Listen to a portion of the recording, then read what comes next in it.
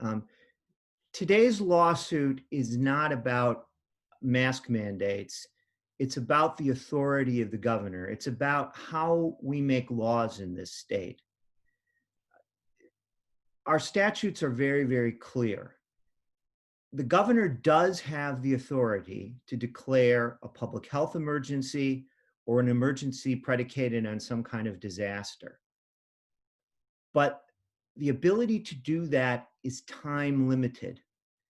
The governor may declare an emergency, but only for 60 days.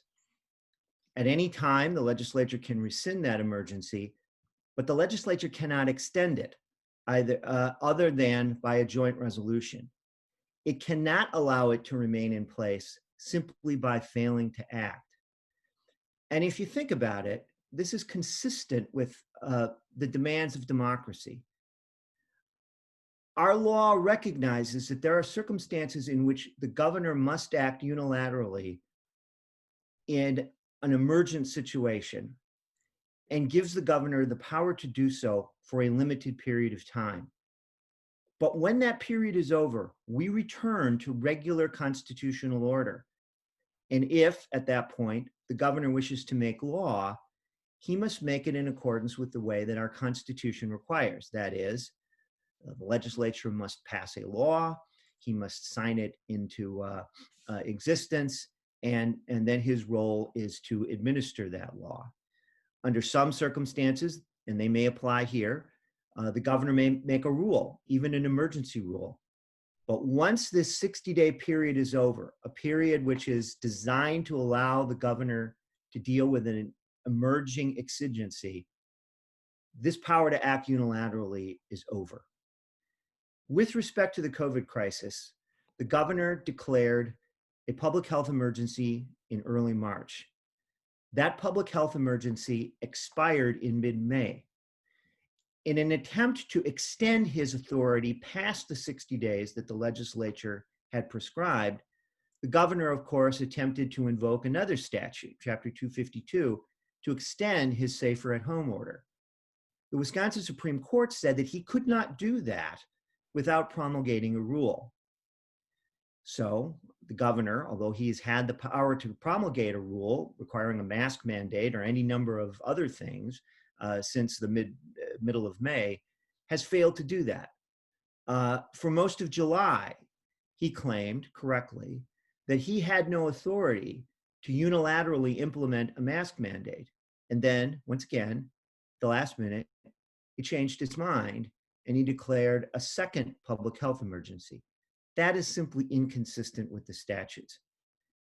If, in fact, the governor was permitted to declare public health emergencies in series, there would be no limitation on his or her power to act unilaterally at all, as long as whatever was done could be characterized in some vague way as a response to an emergency of some sort.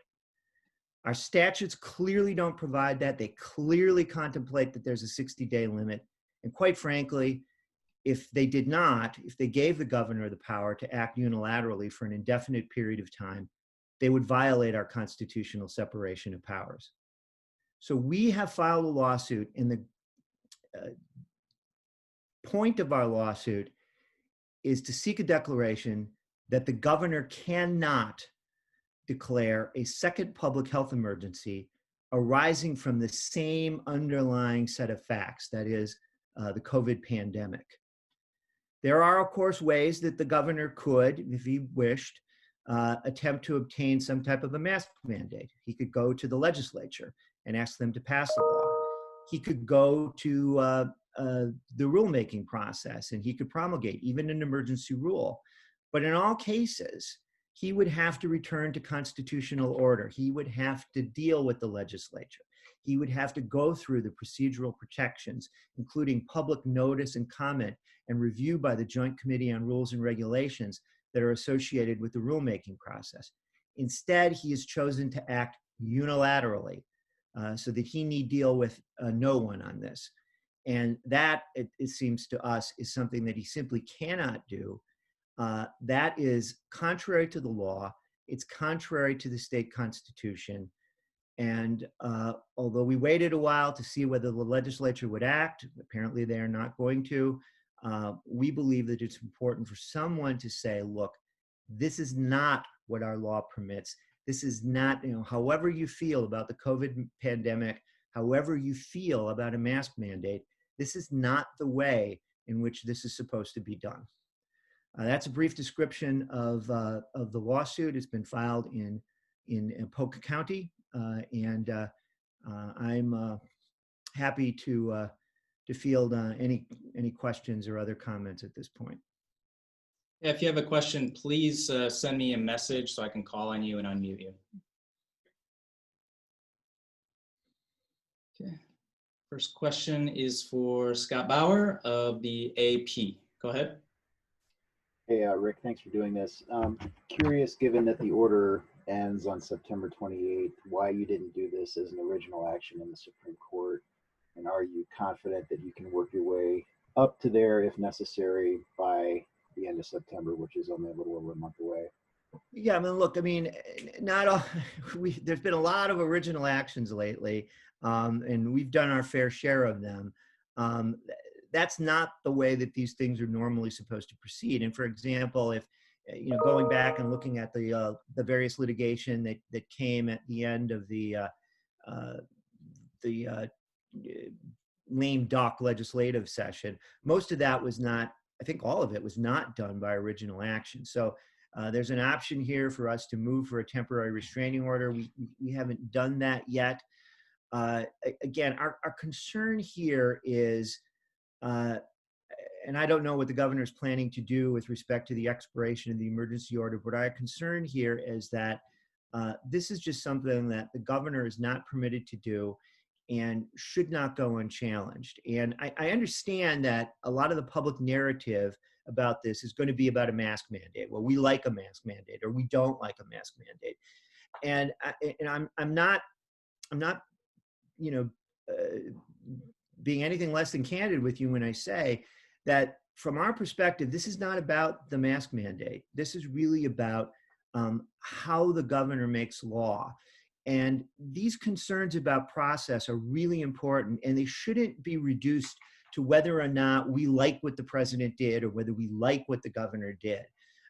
It's important that we all agree on the rules about how laws are to be made, because the one thing that we can be sure of is that our preferred candidate and our preferred set of policies will not always be victorious. And so there's a reason that our Constitution, does this separation of powers thing that we all, learned in civics class, where the legislature makes the law, the governor administers the law.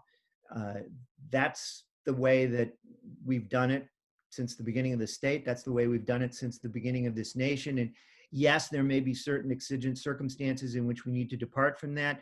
Give the governor the power to act 60 days if there's some kind of an emergency. But, this is not an emergency that has arisen and gone away. I don't think anybody would claim that the COVID pandemic has gone away and then come back again. This is essentially the same set of underlying facts. And our legislature said you get 60 days. You don't get to say that I can indefinitely continue the emergency because I think it hasn't gone away. And that's simply not what the law provides for. And what we are really concerned about is for the courts to ultimately make clear whether they do it in response to a request for emergency relief, which we may or may not file, or whether they do it ultimately by through the review of this order at some later time, that this is just not the way that we make law in the state of Wisconsin. Next up is Emily Fannin of 27 News. Go ahead, Emily. Hey, Rick, thanks for doing this. My question is, what was this deciding factor in issuing this now? I'm asking if it has anything to do with the Assembly Republicans not having enough votes to strike this order on their own. Well, look, I'm not one that believes that the answer to every public policy problem is always a lawsuit. And I think that the legislature does have a role in enforcing our constitutional strictures. But, it's a political institution, and it simply isn't always going to do that. When this initially happened, I and others did call for the legislature to act and to insist that it protect its institutional prerogatives, and it failed to do so. But here's the thing about the separation of powers. We talk about the powers of the legislature, and we talk about the powers of the governor, and we talk about the powers of the court. And all of these powers are supposed to act as checks and balances against one another. And what that means is these powers are not granted to the governor, to the legislature, to the courts for the benefit of the people who exercise those powers. They are granted to these institutions for our benefit. They are liberty-preserving devices. And none of these institutions have the power to waive their prerogatives, right? They must insist on them. That is part of our constitutional structure. And so if you ask me, should the legislature have acted in this regard? Yeah, I believe the legislature should have acted in this regard. But I don't believe that their failure to act eliminates the problem, because the law does not say that the governor can rule unilaterally by declaring a public emergency as long as the legislature goes along with it. The law says that the governor can act unilaterally by declaring a public emergency for 60 days. That's it. The legislature doesn't get to extend that. The governor doesn't get to extend that, because the people have not conferred that authority on the governor or the legislature. And so, I wish litigation wouldn't be necessary to handle things like this. I wish that all of the institutional actors here would recognize what their lanes are and stay in them. But apparently they're not going to do that. And so it's essential for the courts to step in and tell them to stay where they ought to stay. Next question is from Mitchell Schmidt. Go ahead, Mitchell. Yeah, thank you very much.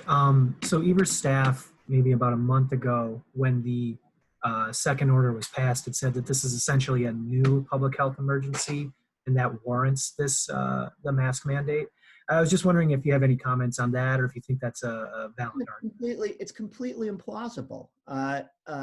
For that to happen, at minimum, what would have had to have occurred is that the public health emergency that they declared in March of this year would have had to have gone away.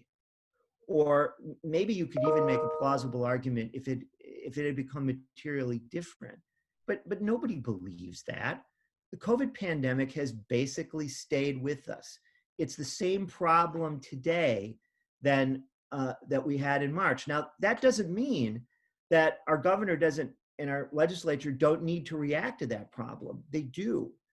But because this is essentially the same problem that existed in March, we are now past the 60-day period where we can suspend the rules and allow the governor to act unilaterally. We are now in the period of time when we have to return to the regular rules of the game, when we have to return to constitutional order, because now there's the time to do that. And we can see that by looking at the way in which this has been handled. The governor tried an end around the 60-day limitation in May, and it was pretty blatant. And the Wisconsin Supreme Court told him you can't do it this way.